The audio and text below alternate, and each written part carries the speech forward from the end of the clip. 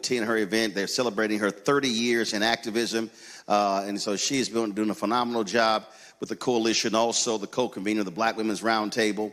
And so Melody's been one of the folks on the front lines all across this country, really galvanizing, organizing folks, young people, men, women as well. Again, one of our unsung heroes when we talk about voting in this country and we talk about public policy. It's a lot of bigger names that get the attention, but again, Melody has been a phenomenal job. So I could not be at her event tonight in Washington, D.C., celebrating her 30 years leading the National Coalition. But y'all give it up for Melody Campbell, the National Coalition on Black Civic Participation.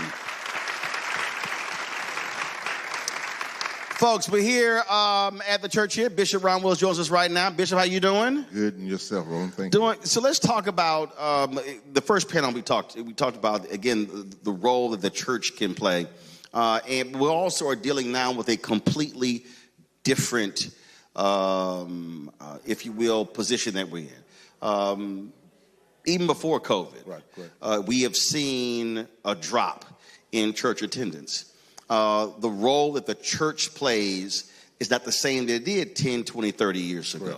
And so what role do you see the church playing? We're seeing white conservative evangelicals now get the IRS to change the rules where they can now endorse candidates and talk politics from the pulpit, whereas before you could not. And so what role do you see the church, specifically black churches, playing in the political world today?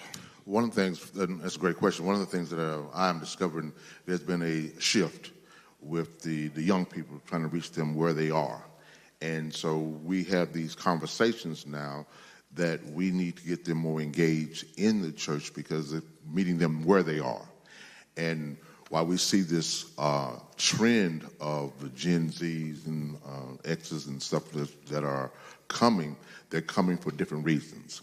And so I believe what the church needs to do today is meet people where they are and help them understand why we teach what we teach and stand on that principle. Because the question is, they're not challenging us. They just want to know what's going on. Well, they also are demanding the church be focused on different things. And again, if you break down numbers, and if you look at any political scientist will tell you, voters that are 65 and older who are African American politically self-identify as Democrat. Then when you go down further, 55 to 64, numbers still self-identify. Right. Once you go below 55, that begins to drop off. Now, a person who is 18 to 35, 39, 45, they may not self-identify. They're likely going to vote Democrat. But then you have an increasing number of folk, really beginning with Gen X. I hate the fact that Gen X was the only demographic that voted majority for Trump. I don't know what we were thinking. Right.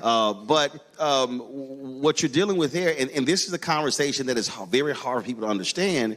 When you look at Gen X, that's that first generation coming after the civil rights movement, you now are having African Americans who are coming out of college who are making more money than their parents did. Correct. So they're having issues or having conversations about things parents never talked about before. You didn't have many black parents talking about the top tax bracket. Few of us were near the top tax bracket. When you start talking about capital gains, investments, things along those lines. So I think also we have to recognize how. If you got hit, even as a passenger or in an Uber, you would need to try this. Were you recently injured in a car accident? Look at this check for $160,000. If you're looking to get money you're owed for an injury, I want you to imagine you and your family getting that money, because I know a way that you can. Now, before you think I'm crazy, I want to show you how you can get that money you're owed in the next 30 days. Now, if you've thought about hiring an attorney before, but you didn't because you were unsure or you had reservations, it's not your fault. You were probably given no guidance and couldn't get a straight answer out of anyone about how much money you could actually make. I want you to capitalize on a limited opportunity that can have you cashing out a massive check in the next 30 days. This opportunity won't last long, and it's perfect for anyone who's been in a car accident in the last 2 years. How education, the economics is also changing the politics and is demanding more of politicians and the black church and others to be able to speak to folks as to where they are, to say, hey, why should I support this person or this party? Right. And so, and with that being said, one of the things I think the church needs to do is that we, since we now, we don't talk about politics like we did before, that we should be talking more about Or it. I'll say this here. I should take politics out. The church has to be speaking to contemporary issues. Right. Politics plays a role in it. And so, fine, it can't be a D or R conversation, but it has to be an issue-driven conversation, right, because you are impacted by that particular issue. Right, absolutely.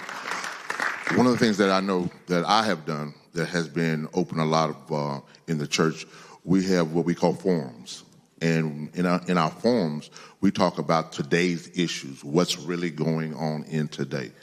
And I have discovered that people have a voice. They want to know, let's talk about the real stuff that's really going on.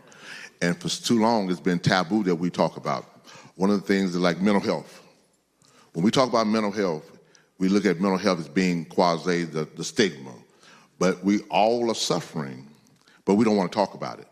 So we have to learn at the church to talk about real issues and be not so sensitive and get so defensive that we can't hear each other's perspective. But mental health also has a political side, because that speaks to resources, whether it's school district, whether it's city, whether it's county, all of that. And so again, to me, that's where I think the connecting the dots has to take place. Earlier when Pam was talking about how we have to be having these civic classes, to me, there should be, it could be a rotating thing, but I would suggest that if you've got 10, 20 churches, and then they say, hey, we're going to rotate this thing week to week to week so people can come and actually learn. And I keep telling everybody, make this thing as basic as possible. Literally say City Hall 101, School District 101, State Government 101, because a lot of people really don't know. And the reason I come at that from this perspective, because my parents were co-founders of a civic club. Okay.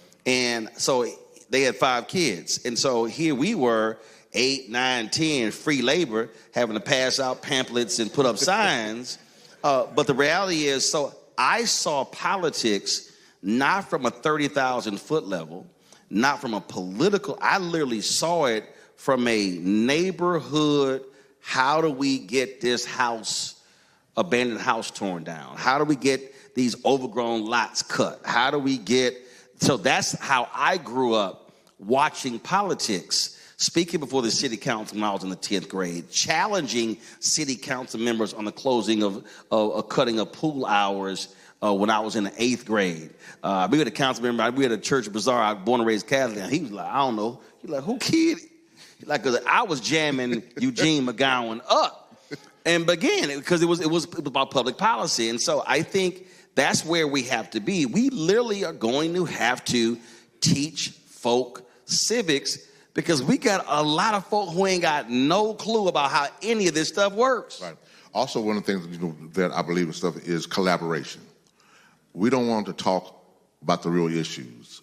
As churches, we need to, and I know pastors, a lot of pastors are here, but we need. Are you a pastor? Stand up. If you're a pastor, stand up. Don't be scared. There's one back there. Amen. All right, waving back there. All right, cool. Okay, go ahead. But one of the things that we need to have more collaboration and quit thinking about competition, separation. We are the church. We're supposed to be one. And so I don't care who takes the lead. I just want to be on the team and help our community and help our people. Where now it's so divisive and with that. So if we're divisive, what do you think is going to happen to the people? If they don't see us come together, what's going to happen with them? But the collaboration also, again, this is where I go back to what the data says. Like, for instance, I really hate, listen, I see Alphas here, I see other folks here. I really do hate most people's get out the vote programs. I think most people programs are trash. Okay. Here's why I say that. Because they're trying to be macro and not micro. All right? So if you take this election, so is it Kimberly Pope Adams, right? So Petersburg. We were there at Virginia State on Thursday. So 2 years ago, she lost by 53 votes. Okay? Black folks didn't turn out in Petersburg. So if I'm looking at data, what I'm looking at is I'm saying, okay, if I'm in Fredericksburg, where are the top 10, 15 black voting precincts? So I want to know number of eligible voters. I want to know number of registered voters. I want to know who turned out in the last election. The data actually is public. You can pull it up and know exactly who turned out, who didn't. And so what happens is we have these voter registration drives at all these different places, and I always go, okay, well, how many people did you register? How many people literally came through? As opposed to saying, how about you take that, forget the game or forget the concert, and literally take that registration drive to that particular neighborhood, because you might actually have 400 people who are eligible but are not registered. So now, are you going door to door?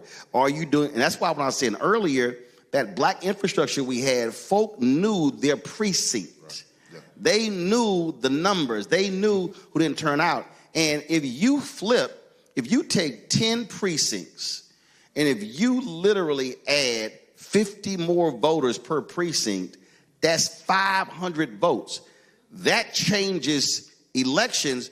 Now you take that and then you go across the state, and all of a sudden you can shift statewide elections with that very basic micro model.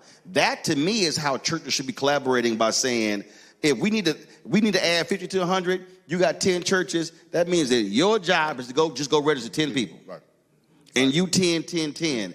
That's all I'm asking you to do. To me, that's the kind of collaboration that also has to happen. No, absolutely. I totally agree with that. And I think that's the thing that we're missing. We don't have, like, what we, as pastors sometimes, and I'm guilty of that as well. As a pastor, I don't know it all. And you have to be able to go to get. And so I say this to pastors and stuff, if you don't know, go find somebody that can educate you and help you with the voter registration. Right. And that's why you take the folks at Black Voters Matter who are out there. Again, that's one of the things that they do, bringing them in with the data. Also calling up Cornell Belcher, Terrence Woodbury, two of our top pollsters, both African-American. Terrence's work has been amazing because he does public opinion. Right. And so one of the things that he does focus groups all the time. And what's interesting, I was talking to him, and this was in 2020. So based upon his focus groups, he said when people would use the phrase voter suppression, he said to a voter 18 to 35, they heard voter suppression and automatically thought 1964. He said, but if you said to that voter, if you didn't say voter suppression, but you said they're closing down our voting locations, that resonated more present day. Right. So the other issue is bringing in experts who can give you the proper language to be using in 2025, as opposed to you using language that you think works and is really sounding 1965 to somebody in the audience. Yes, absolutely. Amen. Also, one of the things with and Terrence, you should send me a check. I'd have had more people hire Terrence to give his data. Every time he sees, he said, man, I got a lot of work for me. I'm like, so Terrence, you should be tithing, Terrence. Tithing to Roland Martin Unfiltered, Terrence Woodbury. Go ahead. Now, with regards to that, Roland, when it comes to in voting is so critical today, because I've heard in the last segment, people say, well, why should I vote? You know, why does my vote matter and stuff? And it's educating them on why their vote matters. And I want to thank you for coming to Fredericksburg again.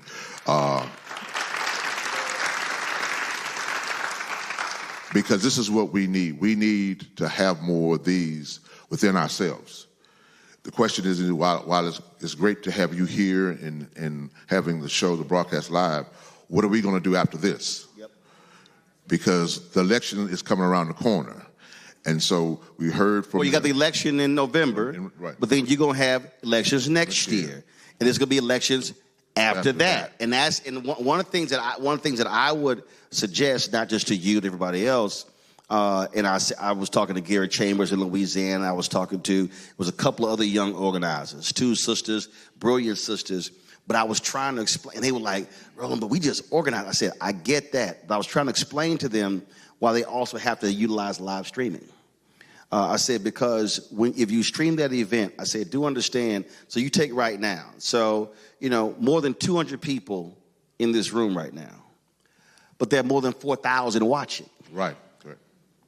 And then what's going to happen is we're going to take clips from what different people said today.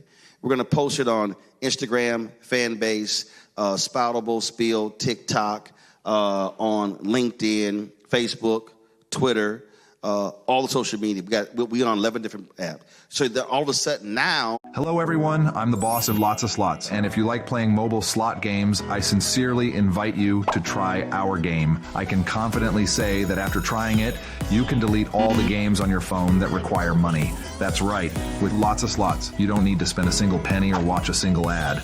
And it has super high payouts, so you can hit the jackpot of 10 trillion coins in as fast as 2 or 3 spins. And if you're lucky, you can hit 5 jackpots in 10 minutes. You can win more by playing our game for 2 hours than by playing any other slot games for 2 whole days. I mean, it's so hard not to fall in love with it. To thank everyone for their support, I've decided that players who download our game through the link below this video will receive... It's going to be 40,000, 100,000. So one of the big mistakes that I believe that churches make, fraternities make, sororities make, in many groups, that we are so fixated of who showed up in the room without realizing that there's somebody who couldn't show up tonight, but they're watching and doing what they're doing while they're watching. So when you have those sessions, let's make sure that they're recorded and streamed for the person who couldn't physically be there. To your point, I had to learn this as a pastor. What, during COVID? No. Okay. We came out of COVID, and I'm learning this now because I am accustomed and acclimated to people in the audience. Not only realizing this stuff, that when I start streaming, my numbers was going to go up. Yes. So when I start your streaming... viewership numbers and your tithing numbers. You ain't want to say it. I said it. See, when he said my numbers went up, I knew what he was talking about. He didn't want to say it. I was like, I know what number you're talking about. But I was getting frustrated because nobody was sitting here and nobody was talking to me. I'm a black preacher. Talk to me. Hey, man, you can get somebody to have some pre-recorded amens. This is not hard. All you got to do is have somebody hit the button like, preach, pastor. Say that. I hear you. That ain't hard. But when they showed me the numbers of how many people are online and how many the numbers was outweighing triple time, and of course the giving was up as well, it changed my mindset. So we live now of a change that you don't have to be physically in the building. Now apply that to civics teaching. Right. Same thing. Same concept. Stream it as well, restream it, share it, push it out. Then what you also should be doing, you should also be collecting the data, I go back to data, of every member. Because see, here's part of the deal. If somebody over here is going, okay, bro, I hear you got 5 million, but man, I just got 238. But that 238, with that 500, and that 200, and that 100, and that 50, all of a sudden, so if you do a survey, which is also biblical, if you do a survey of the membership, you should know, okay, what is the social media footprint of my whole congregation? So what are the total followers, forget the church, the total followers of the membership on each platform? And then what you do is, you say to the membership, all right, we've already done the work for you. Here's the video. Here's the copy. Here's the caption. All you got to do is copy and paste. Now, all of a sudden, it's going to your social media. Now it's going to all of theirs as well. Right. That's how you now then begin to spread the message. Yes. One of the things is another thing, Roland, I want to share is that I've had people join through the streaming. Yes. Yes. It's the same as Paul going from city to city. You just, the camera. So I was taken back when a visitor who had been watching asked could they be a member, but they was not physically located in Fredericksburg. And I was like, well, I guess so. If you've been on, if you've been watching this long, that I guess ain't you the can. answer, Bishop. That ain't the. The answer is yes. But what I'm saying is, so now when you're having those civic discussions or whatever, so remember, there's somebody, they don't have to be in Fredericksburg, but if you're explaining to them public policy, I mean, I deal with it every day. People stop me in airports and they say, man, thank you. They say, thank you. I had no idea. But you explain it to us in a way that we can understand. They say, thank you. That's all they ever say. I've had people say, I ran for office because I watched you. So what I'm saying is we have to now be thinking completely different. So if you're having those discussions within the church, got to make sure it's, and so even if you don't live stream it, it's recorded and you can stream it later because there's somebody who is going to watch it. And here's the other thing, the beauty of streaming. You're going to be asleep at 3 o'clock in the morning. Somebody's going to be actually watching that video. You have no idea. And they'll be like, I didn't know this. That's why I'm trying to get us as, if we talk about churches collaboration, how we have to be thinking differently about how we organize and mobilize using technology to reach and teach. Absolutely. And so I'd like to just bring this last point up as regards to streaming and stuff. With that, there's so many opportunities with our streaming stuff. I remember when, like you said, when COVID hit, and that's before I didn't even have a camera. Didn't even have a camera. I had to run out. Oh, trust me, preachers were calling me Marla. I did Jamal Bryan set up. It was like hundreds of Methodist preachers. They had no clue. They didn't know what to buy. They didn't know what a Cam Link card was. They had no idea. And again, and I'll say this here, COVID was devastating for the nation, for the world, for the black community. But the silver lining was that COVID forced, and black churches, HBCUs, and others, black institutions were 10 to 15 years behind technology-wise. Right, yes, I will. COVID forced every institution, because they either caught up or they died. Yeah. So it forced everybody. I mean, Tom Joyner lost millions on HBCU online because HBCUs would not see online education. And then all of a sudden, COVID hit, they had no choice. Absolutely, and that was us. There you go. I mean, we went from Bible study to go-to meeting. How many of you go-to meeting, the software? We didn't know anything, so we were just trying everything, but we had to figure it out. And then when we did figure it out and stuff, then we started, we had to crawl, then we walked, but then we started running. And ever since then, we haven't looked back. And so a lot of times, the church is reluctant to move forward in technology. Right. And so when the church is reluctant, the people are reluctant, which is why if the church is embracing it and pushing it and advocating it, the folk are going to say, oh, cool, because the church is validating that, and now they're going to catch up. And that's why I'm saying if we take that exact same model and apply it to civics and apply it to what's going on. And so, if 200 people can't keep up with everything, I can't keep up with everything, but if you do, to Gary's point, if you do have a committee or you have different people who say, hey, this thing is about to come up that's going to impact our city. This is not the city council meeting. It's going before this city subcommittee. Folks, we need to have folks there, have someone there. And again, this is where, look, local newspapers have been crushed, so you don't have the reporting you have anymore. So imagine if you had someone who said, hey, I'm going to make sure that we're aware of what's happening at City Hall, at County.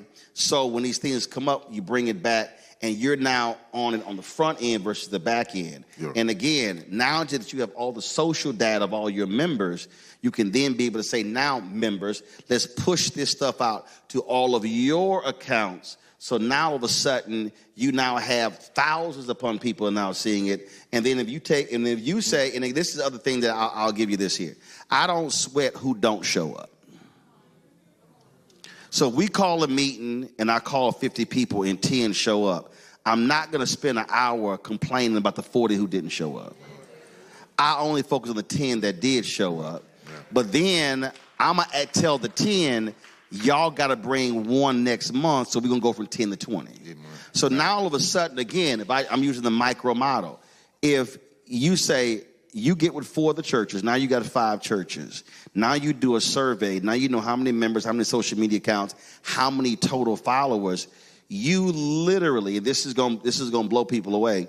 If you add up all the social media followers of just those 5 churches, I can guarantee you those 5 social media following of those 5 churches will be larger than the people who listen to the #1 radio station in town, who read the newspaper, just those 5 people. That's how we have to now understand how social has changed. So if we take those 5 churches, all their followers, folk who's sending out recipes, people who's sending out memes and sending out jokes, and if they now are sending out public policy alerts, now we've completely changed the community. Yeah. I mean, because a lot of times what and I'm guilty of this as well, not having the connections that we could have, like you just said, I'm missing out on a lot of things that's going around in my city that we end up becoming reactive than proactive. And so when something goes down, then we're scattering, trying to show up. In other words, we don't, because we're not sharing. And I think that's one of the keys to stuff. You just mentioned that if it is that then we can have a strategy to move forward. Like you were talking about tonight, having strategy with that instead of being reactive when they call us. All right, so so you remember the church here, raise your hand. If you've got honey at home, you might be one step away from wiping out your memory problems. Today, I'm going to show you how to make this recipe. You remember this church, raise your hand. You remember this church, raise your hand. Okay, cool. Now, so what this means, everybody here, you now have some homework. See again. You now see. I tell you, I don't play these games. So you don't have to be a member of this church. You now should be able to go back to your church and say, Pastor, I need you to see this clip. I need you to see this conversation. We need to be doing this. I need you to get with Bishop to be one of those 5. And now all of a sudden we'll build from there. That's the only way this thing changes. So I don't want folk coming in here, just sitting here listening, going, amen, that's right, say that. If we are not doing anything tomorrow, then Thursday, then Friday, then next week, and building upon it, then after the election, keep this thing going, that's how we actually change our community. I totally agree. Amen? All right, Amen. So I'm going to check. Now, let me explain something to y'all. Gary know, all of the civil rights people around the country, they all know I believe in accountability. So you see, y'all think I'm lying. I'm going to check back in 3 months. Let me be real clear. Now, don't let me have to check back in 3 months and then nothing happened. Because I'm telling y'all, I will put everybody on blast. Matter of fact, do this here. Okay, that camera right there. I need you to walk down. No, don't point at me. I know what I look like. I need you to, Henry, go to that camera right there. Go to that camera right there. I need you to walk down it aisle. Walk all the way back. Walk all the way back. No. Walk all the way back. Keep going. Keep going. Keep going. That's right. This is called a video mug shot. All right, come on back down. Come on back down. Come to me. Come to me. That's right. That's right. I'm busting everybody. If you lying, I wasn't there. No. Come right here. Come right here. Walk down the center aisle. Get everybody on video. Keep going. Don't be trying to turn y'all heads like y'all in witness protection or something. All right, come on down. Come on. Henry, don't stick on my Henry. Don't switch to me. Keep it on. I need everybody. It's a video mug shot. All right, go on down there. If y'all wave, smile. If you hear what somebody ain't supposed to be here, that is not my problem. Baby, stop covering your forehead. We see you. As you go. All right, so everybody here, you cannot lie and say you weren't here. Y'all got some homework. In 3 months, this should be done. Y'all should have the data collected, and we should start seeing the results of this. Bishop, I appreciate it. No, I appreciate you, Roland. Thank you, sir. Thanks a bunch. Thank you so much. Thank you. I'm going to go to a quick break. We're going to come out with a panel final discussion for about 8 to 10 minutes, and we're going to shut this thing down. Folks, you're watching Roland Martin Unfiltered on the Black Star Network. Don't forget to support the work that we do. We don't have millionaires and billionaires like these right-wingers got cutting them checks. Our fan base has really been supporting us since we launched September 4th, 2018. We've had some 37,000 donors, and that's folks giving $1, $5, $10, $25. We ask our fan base to give on average $50 each a year, which is $4.19 a month, 13 cents a day. Support this show, the other 4 shows on the Black Star Network. We're launching a business show. We're launching a health show. We're launching another daily news show the next couple of months. And so we're the only, we're the largest black and the only black daily digital news show in the country. You do not have any other show in the country where African Americans are centered when we have this conversation. Nobody else is doing this. No, the larger black-owned media outlets, none of them are doing it. And so that's what you're supporting. So be sure to support our work. If you want to use Cash App, use the Stripe QR code. You see it right here in the bottom left-hand corner. That's also for credit cards. PayPal is R Martin Unfiltered. Venmo is RM Unfiltered. Zelle, Roland at RolandSMartin.com, Roland at RolandMartinUnfiltered.com. Checks and money orders. A whole bunch of y'all don't believe in no technology. So y'all got them checks and money orders, and I told y'all got to stop writing me checks and then hoping I cash it in 2 weeks. Y'all, I don't go to the mailbox. I go to the mailbox every 2 weeks. Okay, so I got to open an envelope. I got to sign the back of that check. I got to take a picture of that check. Some of the money orders don't go through. I got to send it to the bank. So y'all going to have to give brother like 60 days, okay? So you need to balance your checkbook. If you don't believe in Cash App, Zelle, PayPal, or Venmo, and you got check and money order, you got to give brother some time.